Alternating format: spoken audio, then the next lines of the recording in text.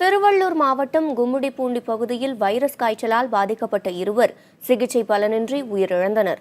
மேலும் 4 பேருக்கு அரசு மருத்துவமனையில் தீவிர சிகிச்சை அளிக்கப்பட்டு வருகிறது. புது கும்மிடிப்பூண்டியை அடுத்த ஏரிக்கரை பகுதியில் வசித்து வந்த 3 காய்ச்சல் அதிகரித்ததை அடுத்து சென்னை ஸ்டான்லி மருத்துவமனையில் அனுமதிக்கப்பட்டனர். அதில் அங்கம்மாள், சீனிவாசன் ஆகிய இருவர் சிகிச்சை பலனின்றி உயிரிழந்தனர். இந்நிலையில் ஏரிக்கரை பகுதியைச் சேர்ந்த மேலும் 4 பேருக்கு காய்ச்சல் அதிகரித்ததால் அவர்கள் பொன்னேரி அரசு மருத்துவமனையில் அனுமதிக்கப்பட்டுள்ளனர். இதனை அடுத்து புது கும்மிடிப்பூண்டி பகுதியில் ஆய்வு மேற்கொண்ட மாவட்ட சுகாதாரத்துறை இணை இயக்குநர் பிரபாகரன் இந்த பகுதியில் நோய் தொற்றை தடுக்க நடவடிக்கைகள் மேற்கொண்டுள்ளதாகவும் பாதிக்கப்பட்டவர்களின் உடல்நிலை தொடர்ந்து கண்காணிக்கப்பட்டு வருவதாகவும் தெரிவித்துள்ளார்.